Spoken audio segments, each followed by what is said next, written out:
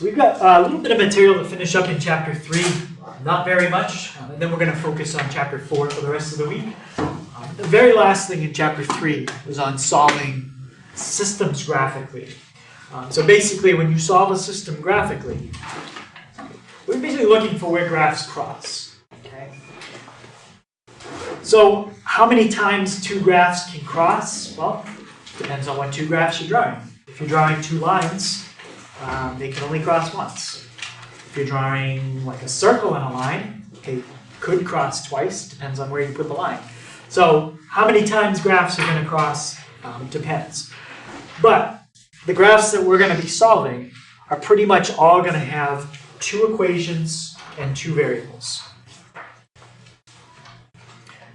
Okay. You can definitely have more than that. Okay, sometimes you get into equations with 3 variables or 4 variables. If we're going to solve graphically, the problem with equations with more than 2 variables is now we have to start sketching 3-dimensionally. Right? 3D sketching, not the easiest thing to do. Also not really practical to do by hand and get accurate answers. Computer can do it, but our calculators can't. So that's why we're going to stick with mostly 2 equations and 2 variables, even though you can have more. Okay, we will not. So if you're solving a system that has 2 equations and 2 variables, generally the variables are going to be like x and y. Okay, so you might have a problem like that. It has x's and it has y's. When I ask you to solve that, I want to know an answer for x and an answer for y. Okay, there's 2 things you have to find, and some people forget to find the second thing. So if you're finding an answer for x and an answer for y, generally the way you write the answer, it's a coordinate. Okay, so we're trying to find a location, x comma y. So when you write your answer, there's 2 ways you can do it. That's fine. Or that's fine too. Okay, either way, you just have to tell me both. So visually, or when you're graphing, if you're trying to find where one graph equals another graph, it's where the graphs cross each other. Okay, so it's the point of intersection. So remember, calculator can do that for us. Can find the intersection points.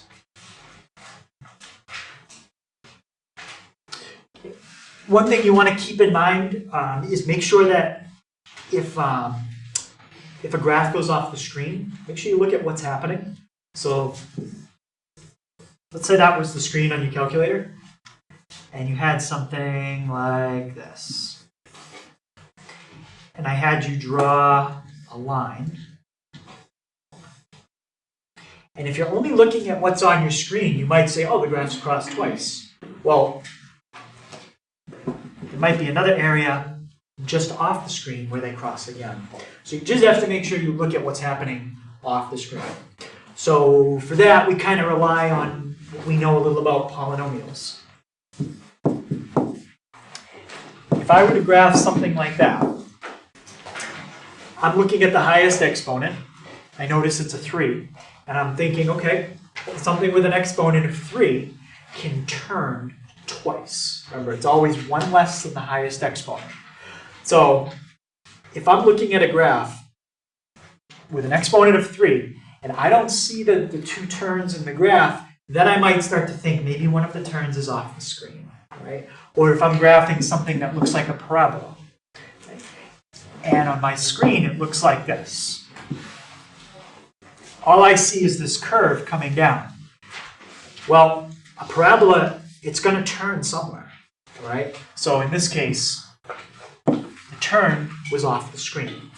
So if I was drawing a line in there, and I only look at what's on the screen, I'd say, oh, they cross once. But in reality, there is a second one. All right, so just keep that in mind. Okay, make sure you look at what's happening off the screen if you need to. Okay, so let's take a look at this one. This is the simplest type of system we can have because the graphs are just lines. There's no powers on the x's. There's no powers on the y's. When you start putting powers on things, that's when they get curved. These are just going to be lines. So to solve them graphically, I want to type them into my calculator.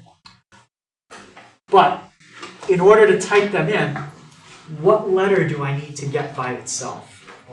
Yeah, I got to have y by itself. That's how my calculator works. So there's two things I'd have to do to get y by itself in the top one. We got to get the 2x on the other side. And then I got to get the 3 on the other side. So how would I move the 2x, that whole thing, over to the side with the 5? Yeah, I'd subtract it. Now you could do 5 minus 2x or negative 2x plus 5. I'm trying to go for y equals mx plus b. So I'm going to put negative 2x plus 5. So that brings the 2x over. And then what about the 3 in front of the y? How would we get that 3 on the other side? Yeah? Divide by 3. So we're going to divide everything by 3. So there's your first line. It's got a slope of negative 2/3, and it's got a y-intercept of 5/3. Okay. Let's do the same thing for the second one. I want to get 3x on the other side and the 5 on the other side. Let's start with the 3x. Can someone else tell me how I'd get the 3x on the other side? Yeah. Add 3x. Add the 3x. So that would put the 3x over with the 21. Now I still need to get rid of the 5. Okay. Greta, how would I get rid of the 5? I'll divide the right side by 5. Yep, divide everything by 5. So I get a line with a slope of 3/5 x plus 21/5. Now, I know these lines are going to cross because they're not parallel. If they were parallel, they might not cross, and then the answer would be no solution. Can anyone tell me, how did I look at those without even graphing them yet and know that they are not parallel? What did I look at? Yeah? Is it the slope? The slope. I looked at the slope. One has a slope of negative 2/3. One has a slope of 3/5. They're different steepness. So they're going to cross in an X shape somewhere. So let's type it in and see. The easiest way to probably type it in is negative 2/3 in parentheses, and then X. Think of it as like you're typing it in like this. Let's try that again. It's like negative 2/3 is in front of the X. So there's your slope. Plus, and then I would put the, since the y-intercept is a fraction, I would type it as a fraction. Okay, so type it in just like that. Now do the same for the bottom. Slope is 3/5 plus 21/5.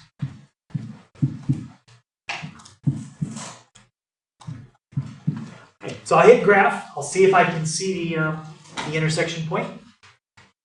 If it's off the screen, I might have to adjust my window. But I'm going to just start with zoom 6. Okay, so here's my first line. No, that's going to be perfect. So I'm just going to try to find where they cross. Does anyone remember, what do I press to get the intersection?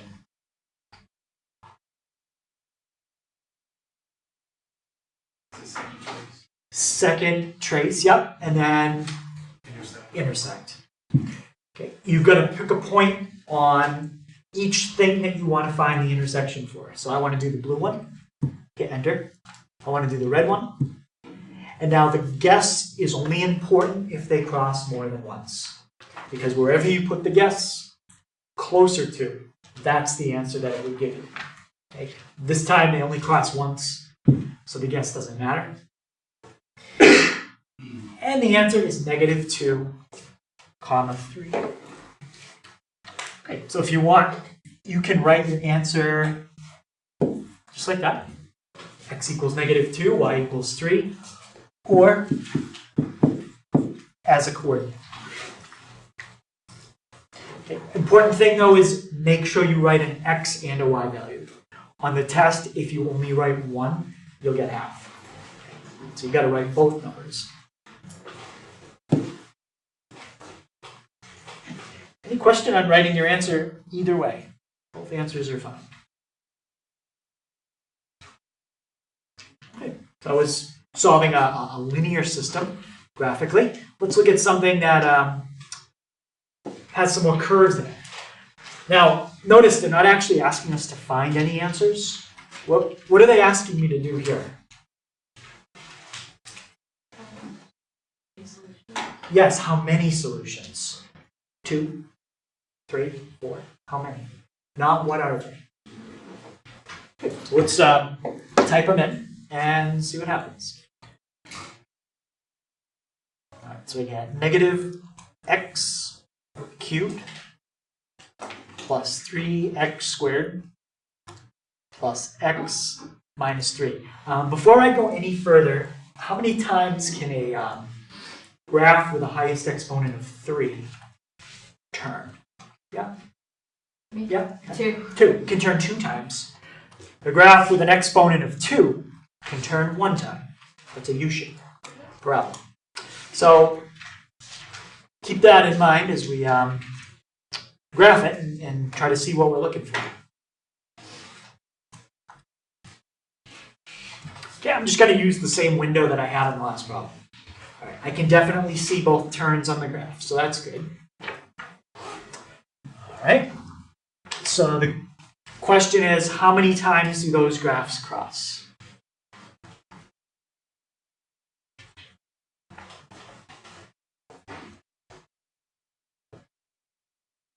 Anyone have a thought? How many times they cross?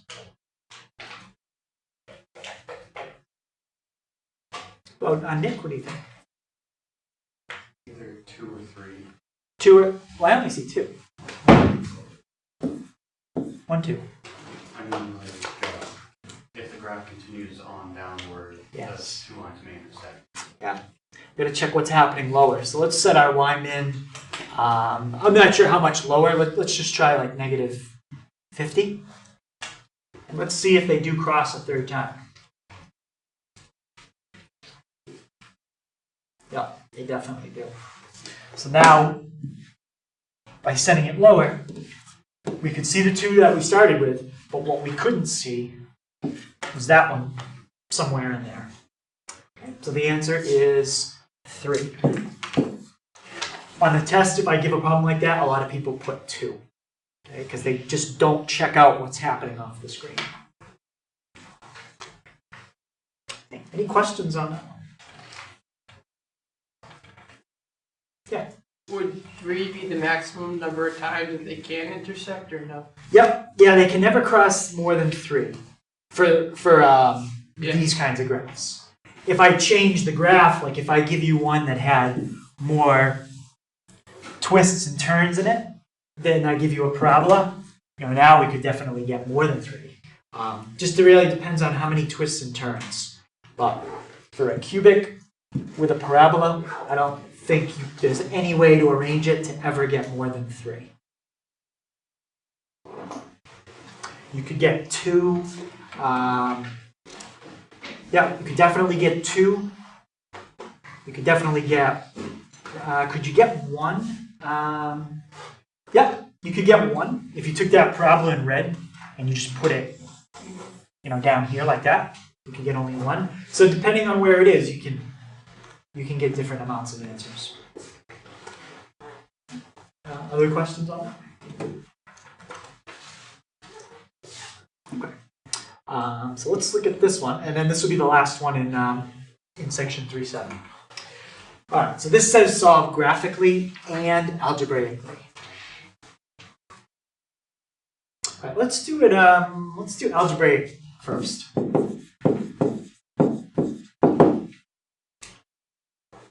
I have y equals x cubed minus x, and y equals 3x. This kind of problem is set up to use a certain method of solving systems, like right off the bat. Does anybody see what method that you could use in this problem? Sam? 3x equals x cubed minus x. Yeah, he took this and he plugged it in right there. What is that called? Yeah. Substitution. You take what y is equal to in the second equation and you fill it in for y in the first equation. Sometimes it involves getting y by itself, kind of like we had to do in the first problem. But this time y was already by itself. So 3x, actually, you know what? Let me do it right down here. 3x equals x cubed minus x. Now I've got terms with x's to the same power on both sides. I want to get all those on one side. So let's put the 3x over on the other side. So if I minus the 3x to the other side, I get x cubed minus 4x. Now the only way we can factor that is to solve. The only way we can solve that is to factor it. So we got to look at the terms. If it was a quadratic, that's where we sometimes do two sets of parentheses. This one's even easier. We just have to look at what the GCF is. Isabel, what's the greatest common factor between x cubed and 4x? X. Yep. So we can factor out an x from both of them. And Connor, if I factor an x out of x cubed, what does that leave me with? X squared. X squared. And what if I factor an x out of 4x? Just get minus 4. I get just a minus 4. Okay, so we factored out an x. But now look at what happens. X squared minus 4, that's a difference of two things that are squared. Anytime you have a difference of two squares, that factors again. Does anyone see how x squared minus 4 would factor? Yeah? The x minus 2 and x plus 2. Yeah. X minus 2, x plus 2. And remember what this is equal to. This is equal to 0 on the left-hand side. So now we're multiplying three things together and we're getting 0. Well, that means either the first one, the second one, or the third one is 0. So how about, Carolyn, what would you plug in for x to make that first factor 0? No, not 1, because if you plug in 1, you'd have 1 times negative 1 times 3, which wouldn't give me 0. 0. Yeah, the first one you just plug in 0. How about the Nate? How about the second factor? What would you plug in there? 2. So we have 0, 2, and my third possible value to make that 0. Yeah. Negative 2. 0, 2, negative 2. Those are my roots to this equation. So, we just solved a system. What else do I have to do? I've only, if you stop there, I'd give you half. Yeah? Find the y's. So what I should actually do is just circle them together because they're pairs of answers. How do I find the y's now that I have the x's? Rebecca? We've got all the x's. Multiply them by 3. Yeah, you just plug them back in. You could use either equation. I think the bottom one is easier. So just take your x's and triple them, and there's your y's. So we're going to get 0, 6, negative 6. So those are your three answers. If you wrote them as coordinates, bless you. You've got 0, 0, 2, 6, negative 2, negative 6. What's going to happen at those 3 points? I mean, I know they're the answers, but visually, when I draw these graphs, what's going to happen? Yeah. Is it where they intersect? It's where they cross. Right. So now, it's said to solve graphically, so Now I'll do that. So get rid of what we had before. So we got x cubed minus x. And what was the other equation? Was it 3x? 3x. Okay. So I should see a line crossing a graph 3 times. Let's do zoom 6. There's my cubic. And I get 1, 2, 3. I can definitely see the 1 at the origin. That's 0, 0. 2, 6 is up here. Negative 2, negative 6 down there. Yeah, so there's your graph.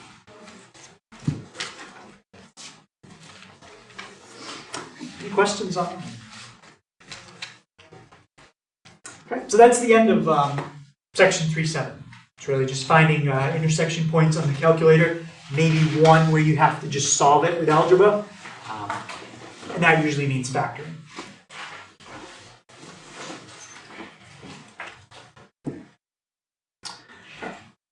So for the rest of the week, we're going to look at chapter 4, which is on what we call rational functions. And we're going to talk a little bit about asymptotes.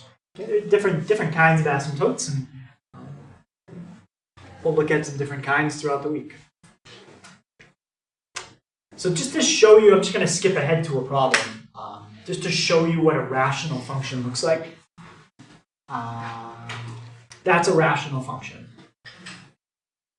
Let's see. Let me find another one. Yep, that's another rational function. So is that one. Okay, basically, rational functions are when you can have variables in the top and the bottom.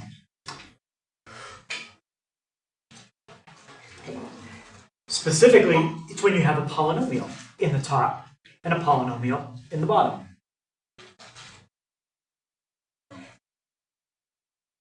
The only polynomial you can't put in the bottom is 0, because if you did that, you'd be dividing by 0. You can't divide by 0. All right, so another example of one, you could have something like x squared plus 3x plus 6. That's a polynomial. Specifically, it's a quadratic. Divided by x minus 1. That's a polynomial. Specifically, it's linear.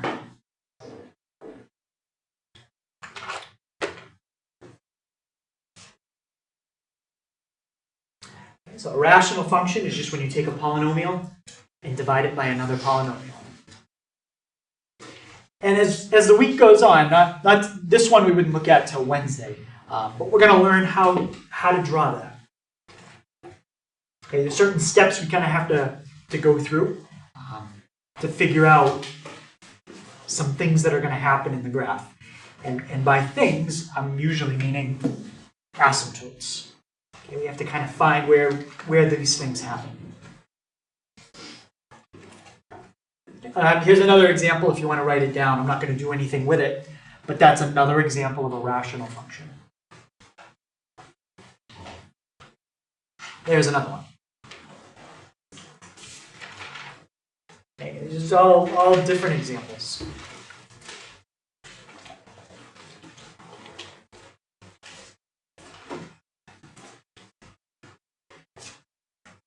All right, so let's look at the domain. Well, rational means it's a fraction.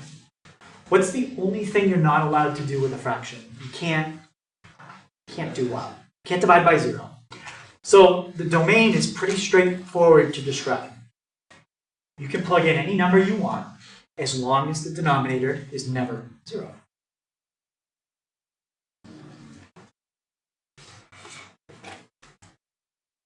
Okay, so the domain is all real numbers except any values that would make the bottom 0. Now, depending on the problem, maybe there's only one value that makes the bottom 0. Maybe there's 2. Depends. Generally, the higher the exponent, the higher the chances that you could have more numbers that make the bottom 0.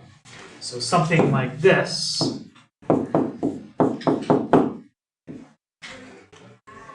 highest exponent in the bottom is a 1. It's a power of 1. That means at most there's only one number that makes the bottom 0. If I did something like this, now the highest exponent in the bottom is a 2. There's a chance that there's 2 numbers that make the bottom 0. In this case, the 2 numbers are 2 and negative 2, because 2 to the second power is 4. 4 take away 4 is 0. Negative 2 to the second power is also 4. 4 take away 4 is 0 again. So sometimes there's 1, sometimes there's 2. Usually we don't do problems where there's more than 2. Okay, so let's find the domain of this problem. You don't have to graph it, don't have to do anything like that. Just find the domain.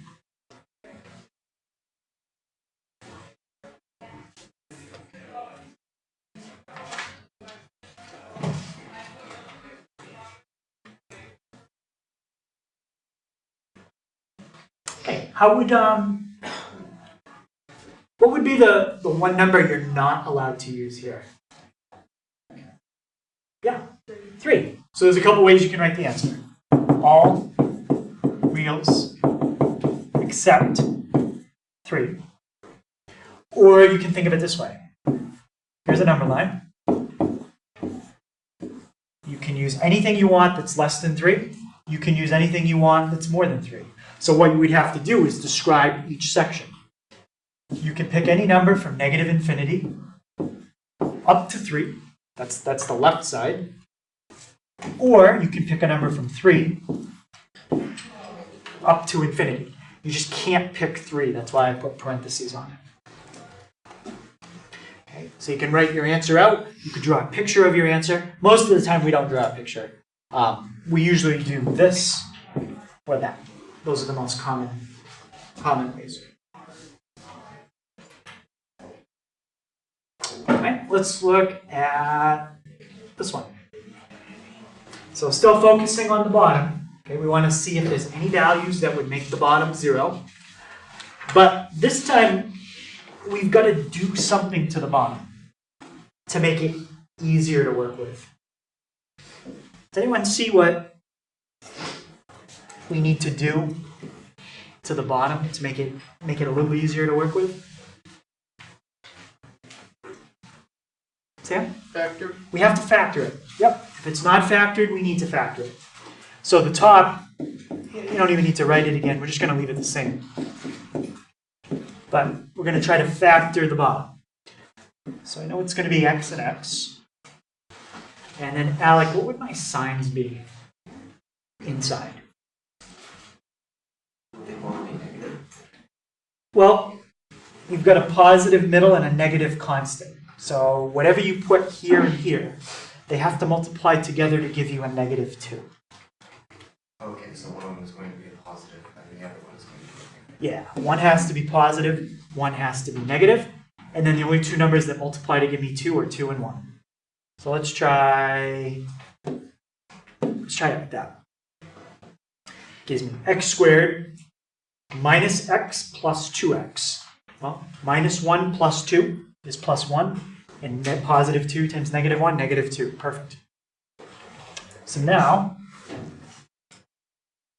what would be the domain here? All reals except what? Huh? Negative 2 and 1. Negative 2 and 1. So you could write it that way. Or if you wanted to write it as an interval, okay, with like the parentheses, think of it like this. Negative 2, 0, or negative 2, negative 1, 0, and 1. You can't pick negative 2. You can't pick positive 1. But you can pick anything in this section,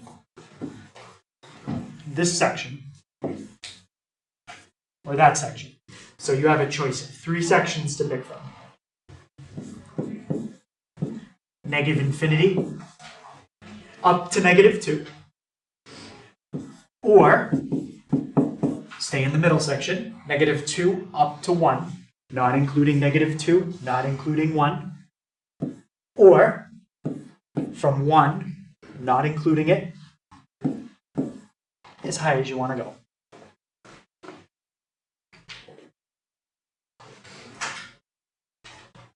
Any questions on that?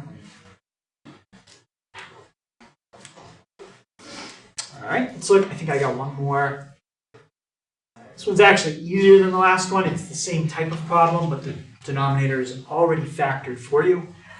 I'm not going to write this one multiple ways. Let's just write it this way.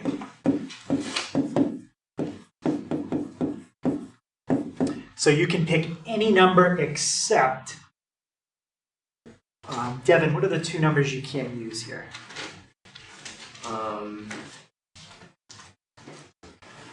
You can't use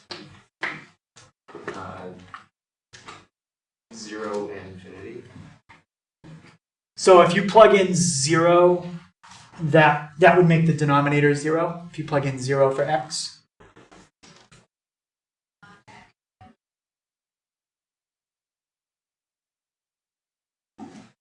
Well, let's try it. What's 0 minus 2? -2. And 0 plus 4? 4. 4. And what's -2 times 4? -8. So 0 is okay. Denominator of -8, no problem there. Do you see a number that if you plugged it in for x in the bottom, you would get 0?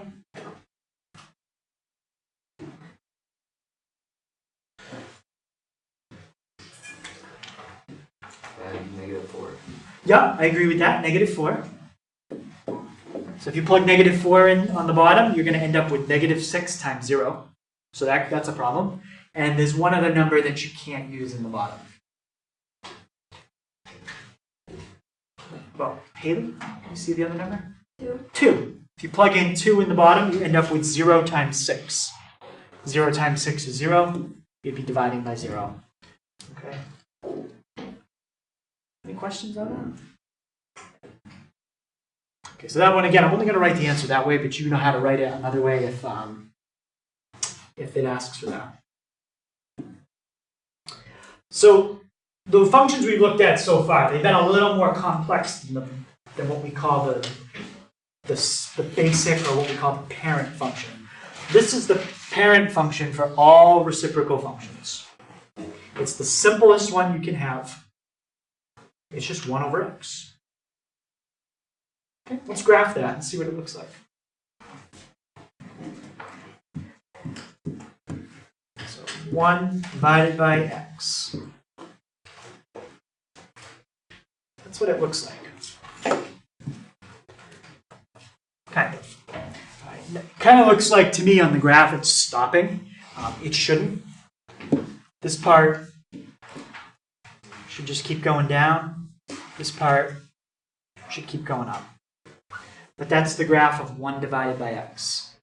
If you look at it closely, it gets very close to the x-axis, and it gets very, very close to the y-axis. But it never actually reaches that. This graph is trapped in quadrants 1 and 3, and it never gets out of them. Okay, it can't touch or cross any axis. It just gets closer and closer to the axis. And when we have something that gets closer and closer to something else, we call that an asymptote. Right? So you're looking actually at 2 asymptotes in this problem. There's a vertical, and there's a horizontal. So let's look at what happens as x gets bigger and bigger. In other words, as it heads further and further to the right. So Megan, as my graph heads further and further and further to the right, what value is it getting closer and closer to but never reaching? As x heads towards infinity, what happens to the y value?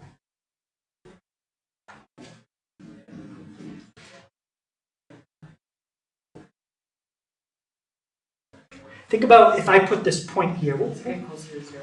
Yeah, what would the y value of that point be, almost? It's not exact, but it'd be pretty close. 0. Pretty close to 0. And this one would be even closer, and then this one would be even closer.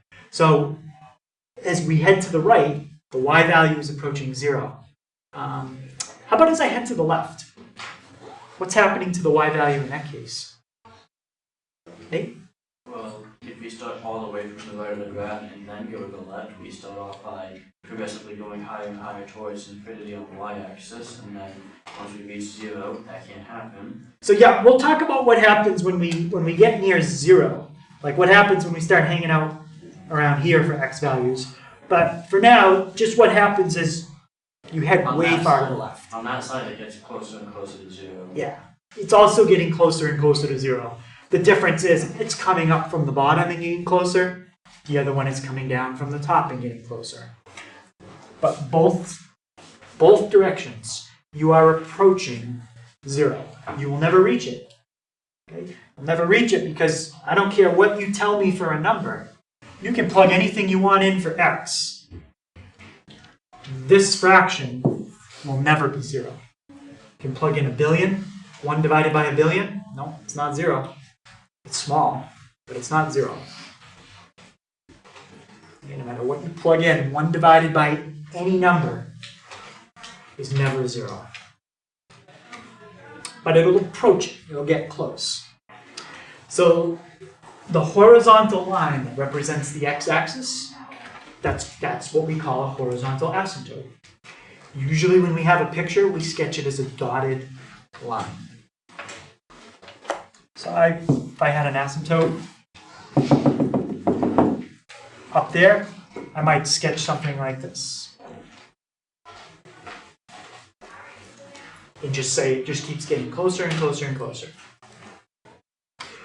Okay. The way you find a horizontal asymptote is you look at your graph and see what happens as you continue heading to the right or to the left. Are you getting close to something? If you're getting close to something but you're never reaching it, that's your asymptote, whatever you're getting close to. So maybe in this graph, maybe 2 would be a horizontal asymptote. Looks like my graph is coming down and getting really close, but it's never actually reaching 2 on the y-axis. It's always just a little bit above it. So just look at what happens as you head to the right or to the left. These are all examples of different asymptotes. There's no numbers. I don't know where they are exactly. But on the left, that's an asymptote that you're approaching from underneath. It's getting close but never reaching it. Now, this one actually, this graph crosses the asymptote. That's okay. We don't really care if the graph crosses the asymptote. All we care is it eventually just getting closer and closer and closer to it? And it is. So it seems to keep going up, but then all of a sudden it comes back down, and now it's just going to get closer and closer. Okay, so you can cross asymptotes. In this one you don't. In this one you do. In this one you don't. Depends on what you're graphing. These are all on page 217, so if you want to see more examples, you can check that page out. Okay, so let's see if we can find the horizontal asymptote of that graph. First thing to remember, anytime you write the equation of a horizontal line, it's always y equals. Yeah? So the line is the asymptote. Yep, the line is the asymptote. What's the space in between? The space in between. So like on the top one that we did, the first one we did, obviously there's that space where it can't ever that little space in between. The space, like in here? So like, Just the space in between. make sure it's No, It's limbo. we would normally, if I was really sketching this, I would like to see a dotted line like that. And I'd like to see a dotted line in there like that. So then you're showing me those are the asymptotes.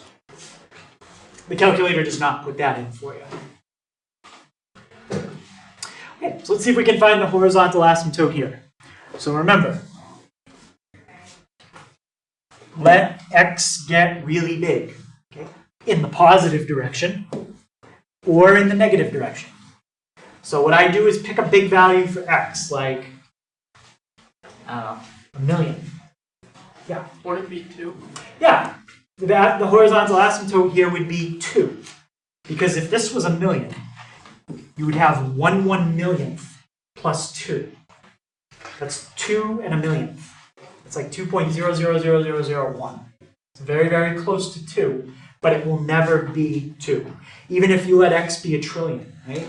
1 over a trillion. That's 1/1,000,000,000th plus 2. It's extremely close to 2, but it's never 2.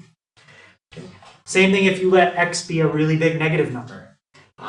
Let x be negative 1,000,000.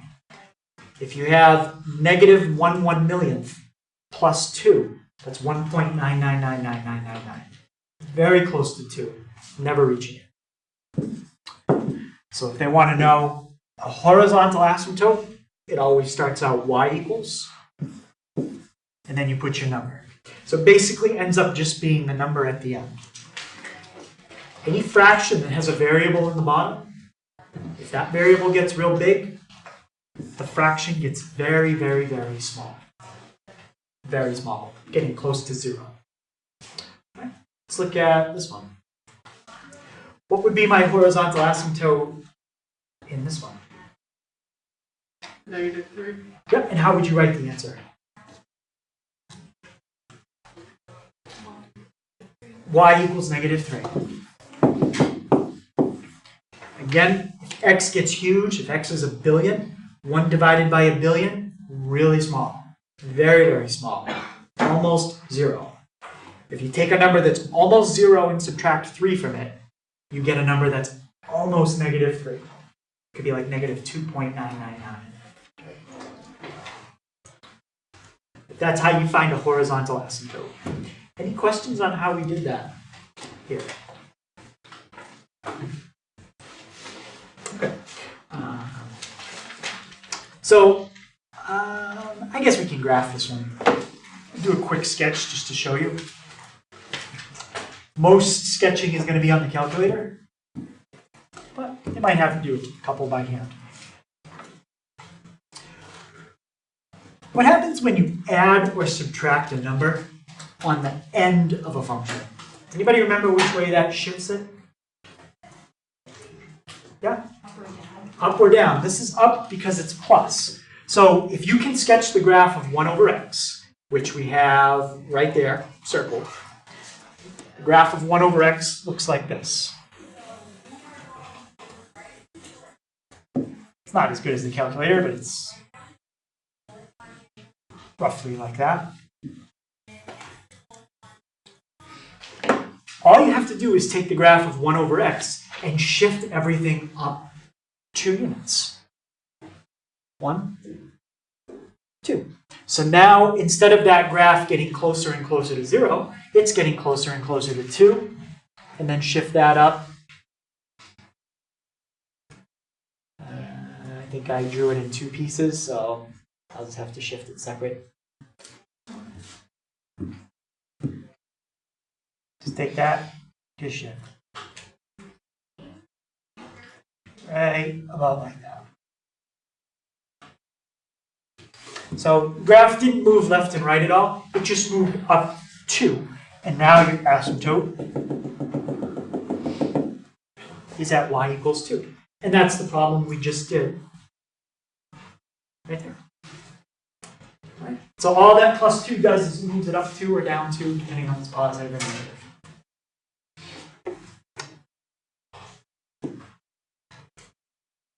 All right. So we've looked at what happens as x got really, really big. Now I want to look at what happens as you get closer and closer to 0. We already know you can't plug in 0, because if you try to divide by 0, that's a problem. Well, let's look at our graph. And Nate already kind of commented on it a little bit. Can you remind us, Nate, as x got very, very close to 0, the values started reaching infinity and negative infinity around. yeah, as we start to approach 0, all of a sudden the graph curves up extremely sharp and it curves down extremely sharp. That's because as x gets smaller, this entire fraction gets bigger. Pretend x was something very small, like 0.01. If I plug that in for x, look at my y value. 0.01, my y value is 100. If I go even smaller, let's plug in 0.0001. Y is at 10,000. So the smaller and smaller I make x, the bigger that the fraction gets. Either up towards infinity, or if I let x be negative, 0.0001 negative, I'm at negative 10,000. Okay? So when a graph starts to curve up and down sharply, that's where you get a vertical asymptote. Okay? So this is saying the same thing two different ways. This says as x approaches 0 from the positive side. Positive means like you're coming at 0 like 5, 4, 3, 2, 1, 0 from the positives.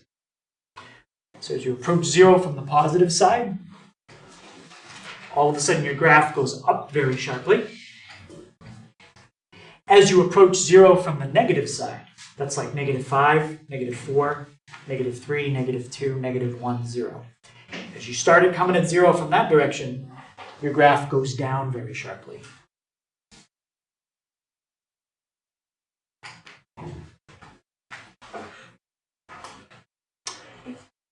And this is an example of a vertical asymptote. Big difference between vertical and horizontal is how you write the equation. Vertical lines always start out x equals. Horizontal lines start out y equals. I know it's different, the axes, if you think of it, it gets a little confusing, but the way I remember it, if I ever get stuck, is I just go to the calculator and type y equals 2 and hit graph, and like, oh yeah, y equals is horizontal. You can't type x equals on this calculator. You cannot graph vertical lines on the calculator. Doesn't work. Mine does. Yours does? Yeah. Seeing you x equals. Then. Yeah. See. You go, it's like a little thing right there. Oh. And what happens if you hit graph? Should work. Let's see. Yeah. Cool. Equals 2. So some calculators can. All right. So he's got like an extra thing up here. He can change all these y's to x's. Can you graph two things at the same time too? Yep. Yep. Cool. Can you find intersection points between them? Did you ever try that? Probably. I don't know. I'd be curious. Let me know if you can see where that crosses or something. So I think that that's probably something that is extra you can install on the calculator. That actually might be handy if I could. Maybe I'll look at yours sometime and see if I can add that to my calculators. It would be handy to have. But if you're just using a standard calculator like mine, without installing anything extra, you cannot graph a vertical line. So, in general, x equals, and then whatever number you want to put there, depends on the problem. X equals some number is a vertical asymptote if, as you approach that number from the left or the right, either way, you head towards infinity or negative infinity. Sometimes it's double infinity. Like we had one that went up on one side, down on the other. Sometimes it looks like this.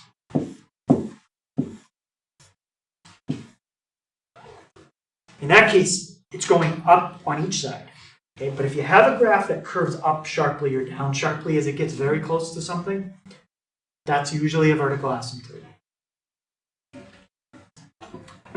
So to find the vertical asymptotes, I already showed you how to do it. We just didn't actually call it that. All you have to do is find the numbers that are not in the domain.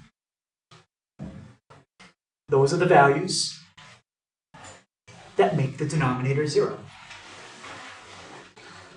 So as long as the numerator and denominator don't have any common factors, the vertical asymptotes will always occur when the denominator is 0. Does anyone remember what happens if you do have a common factor?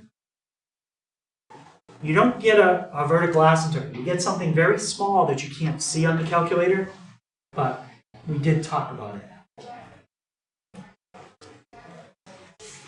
You remember? Yeah? That's the whole, right? So if you graph something like this,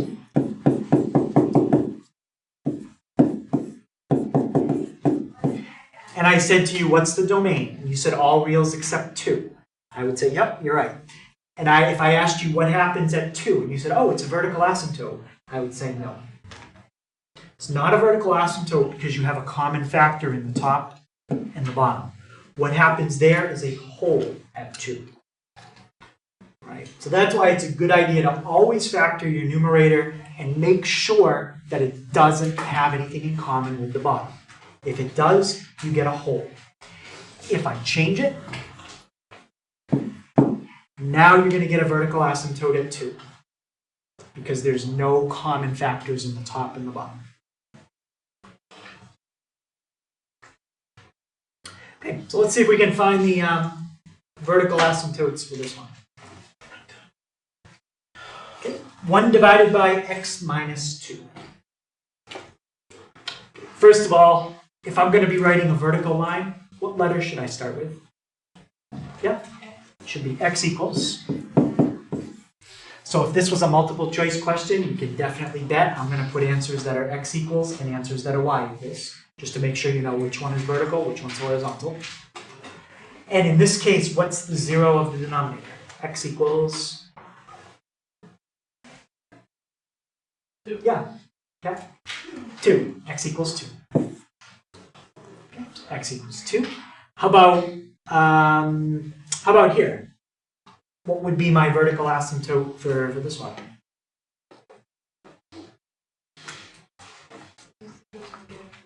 X equals -3. What if I did this? What would be the vertical asymptote now?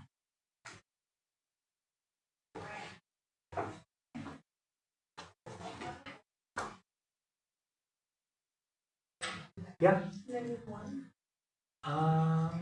No. Not -1. But you took a guess. That's good. Anyone else have a guess? It would stay the same. That -21, it moves the function down 21, but remember, vertical lines go up and down forever.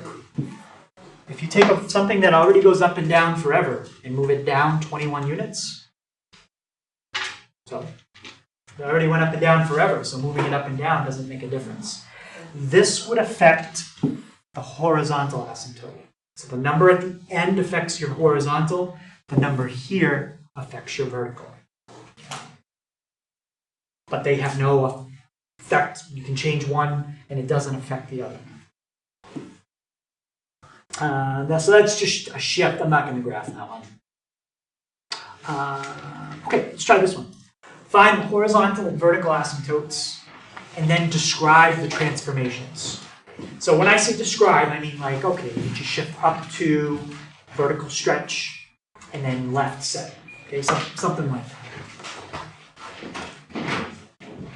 Well, the problem here is it's not set up the way it should be. I can't really tell anything looking at it this way. Let me show you how all the problems this week have to be set up. It has to be set up like this.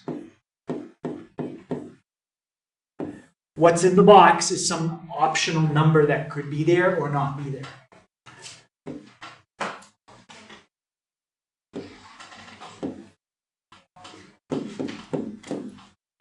There's 4 spaces you could have numbers. If you put a number in here, that's your horizontal shift. That's inside the function. Anytime you do something inside the function, that's your horizontal. That's your horizontal stretch. If it's part of the problem. Once you get outside the function, now we start getting into the vertical stuff. That's your vertical stretch. Now, if it's a negative number for the vertical stretch, remember a negative causes a flip. Okay, we studied that with parabolas.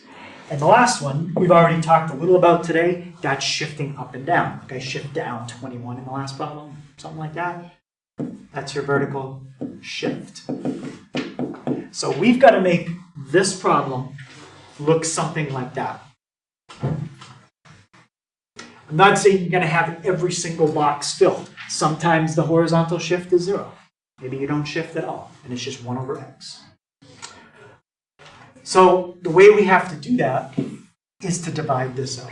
Okay? We can divide it with long division, or we can do synthetic, which is faster.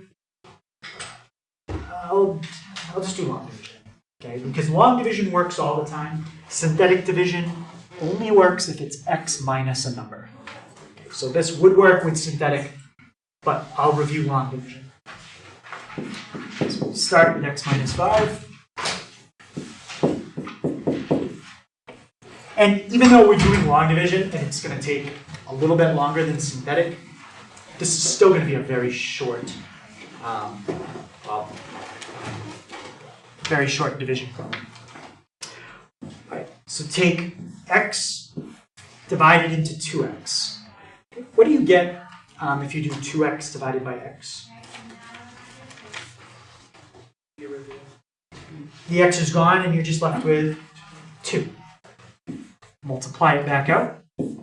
2 times x, 2 times negative 5. And remember, when you do long division, you divide and then subtract your columns. 2x minus 2x. What's negative 13 minus negative 10? Negative 3. Yep. So here's your quotient. Here's your remainder. Your remainder, I'll show you how this fits in a second. If I was doing a problem and it was like elementary school, and let's say I got a quotient of 2, well, actually, let me just make one up. Let's say I had 7 divided by 5. That's a quotient of 1, a remainder of 2. 5 goes into 7 once, the remainder is 2. The way you write your answer, quotient plus remainder over divisor. So 7 divided by 5 in elementary school, you'd say it's 1 2/5. It's a mixed number. Quotient, remainder, divisor. Just remember that pattern. So here, quotient plus remainder over divisor. Now that's a lot better. It's not exactly like what I have up above, but it's close. I usually like to have a number that's added or subtracted on the end. So I'm going to put that number on the end instead of the beginning. So negative 3 over x minus 5 plus 2. All right, so that's pretty good. Now, the other thing is I said I like to have a 1 here. Well, I have a negative 3.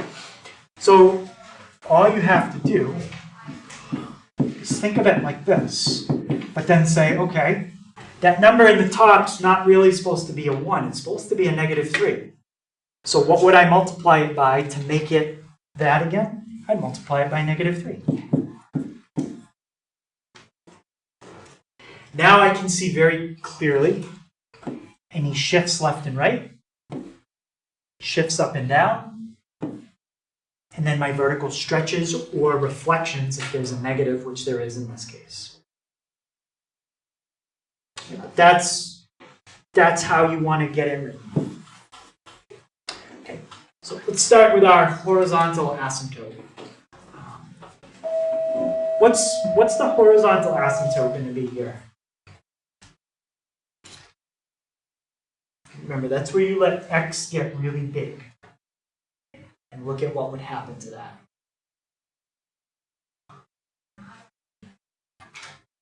Well, what happens as x gets really big?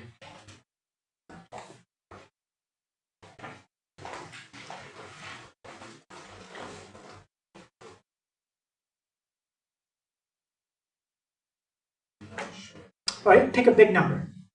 And you're going to do the math, so I'll let you pick how big you want to make it. Okay, 100. 100. It's big enough. Plug it in for x. What's 100 minus 5? 95. 95. 1 divided by 95. You don't have to give me an exact answer, but 1 divided, if I had $1 and I divide it between 95 people, everyone's going to get how much, roughly? Like a lot of money, a little money? Very small. Very small. Getting very close to what number? 0. Everyone's basically getting 0, right? It's getting very small. So if you take a number that's just about 0 and you triple it, what kind of number do you have now?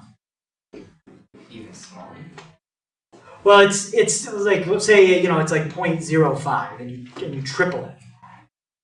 Or even smaller, 0.00005. If you triple that, it's still what? Very small. Still very small. So if you take a number that's extremely small and triple it, it's still very small. And if you make it negative, it's still very small. It's just negative. So if you let x be really big, this whole part gets pretty close to what number? 0. 0 plus 2. So it's going to be up 2 units. Up 2 units, so that's the horizontal asymptote at 2.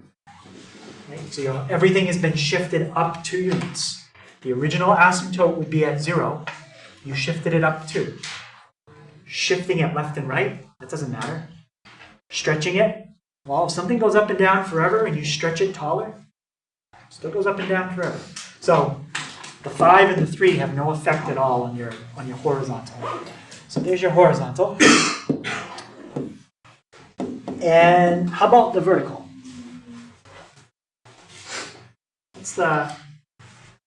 Oh, Emily, what's my vertical asymptote going to be?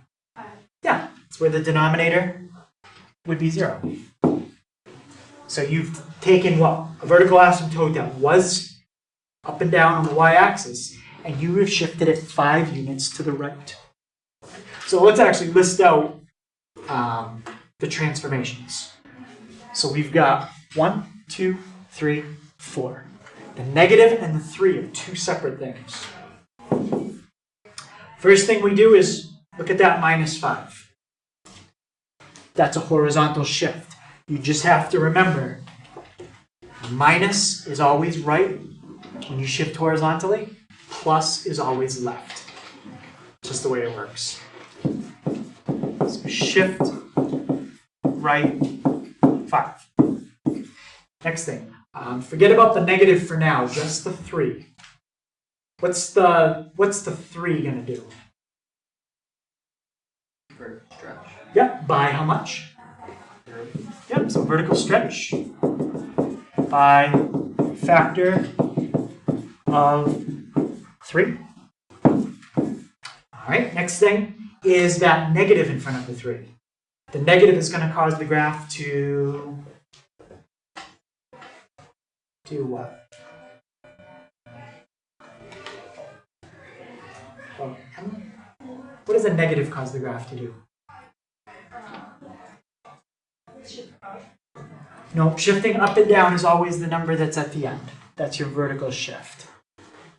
So the negative is inside the vertical stretch box.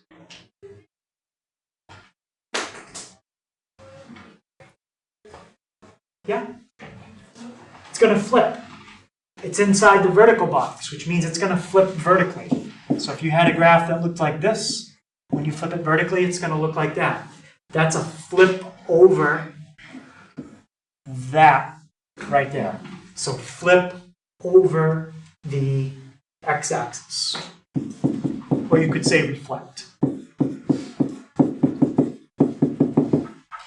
And then the fourth thing, that's the plus 2 at the end. That shifts up 2.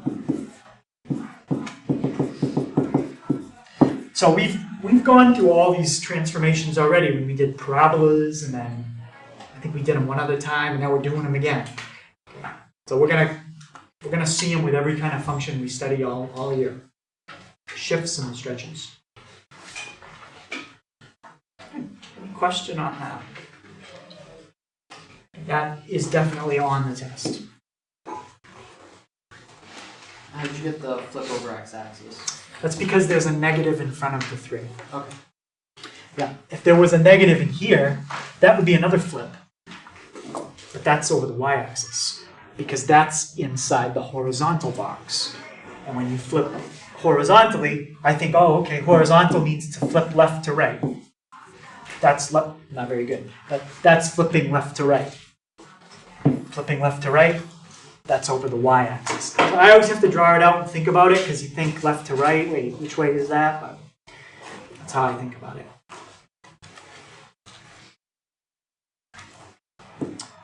All right. Great. So this will be our last one. So this is going to be a mixture problem. Very good test question. So just to make sure we understand what the wording means, if they tell you that you have a 50-ounce solution and that 35% of it is acid, how would you find out how much acid is actually in the 50 ounces? So they hand you 50 ounces and they say, by the way, only 35% of this is actually acid in the 50. What would you do? Multiply 50 by 0.35. Yeah. So you multiply 50 by 0.35, and that means out of the 50 ounces you have, 17.5 is actually acid, and the rest could be diluted with water or something else.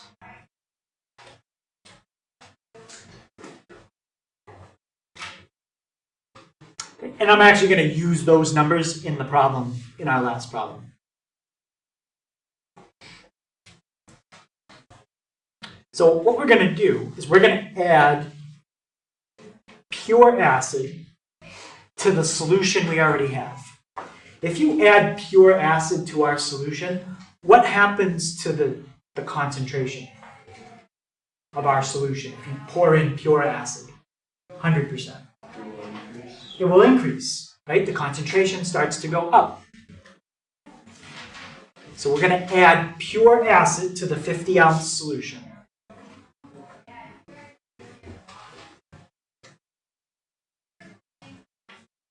So what we're going to try to do is we're going to find the new concentration. Find a graph of the new concentration. So concentration, if you're trying to find concentration of, in this case it's in our liquid, it's the acid. It's the amount of acid divided by total liquid.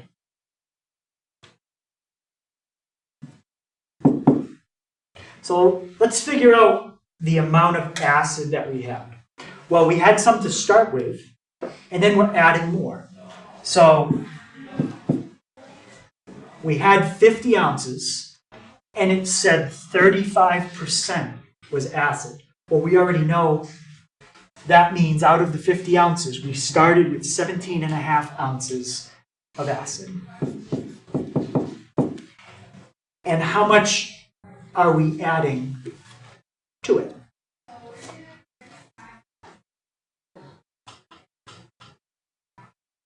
Well, Jake? Well, that's our concentration, but how much acid are we pouring in? Well, we're not pouring in 50.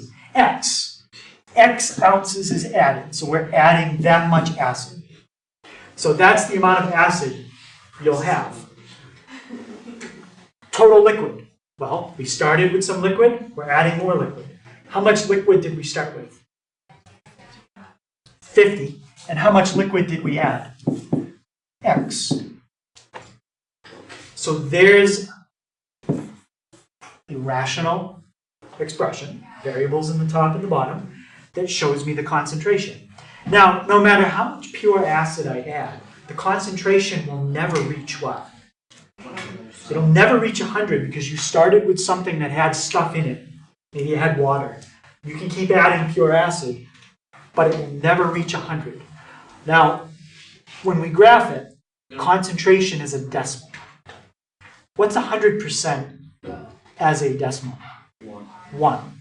What's 35% as a decimal? 0.35. I never have to worry about going below a 35% concentration because I'm only pouring in acid and making it stronger. So we're not going to put in a negative amount of acid. I don't know how much acid we're going to add. We can add as much as we want. So let's go up to 500. Concentration at a minimum. So concentration is the y-axis. Can't go below 0.35, but it can't go below 1.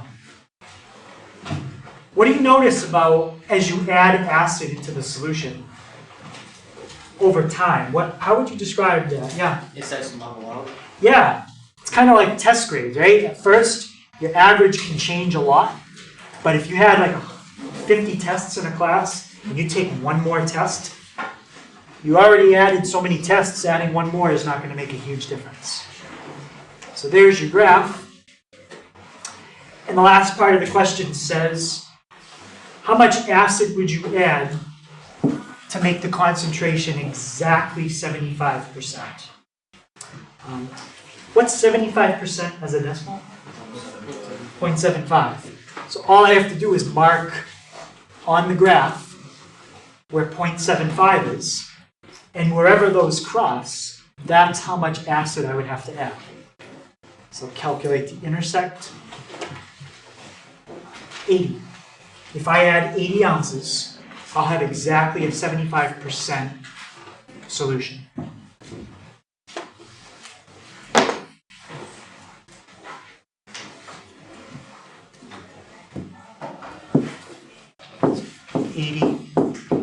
Ounces.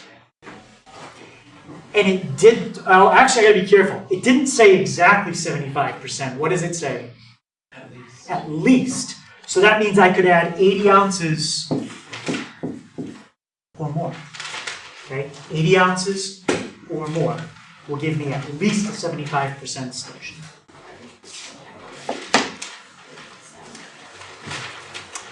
So that's the first, that's 4.1. So tomorrow we'll look at half of 4.2 and we'll do the other half on Wednesday. Okay, so the homework, the first part we did was on graphing. So there's 3 problems to try on page 207. Those are all graphing on your calculator. And then on page 222, 3 through 7 odd, 11 to 21 odd. I guess I could have done 11 to 23 odd, but oh well. 31, 37, 38, and then question 48. I think it has a part C. I'm telling you, you only have to do parts A and B. Okay, don't worry about part C.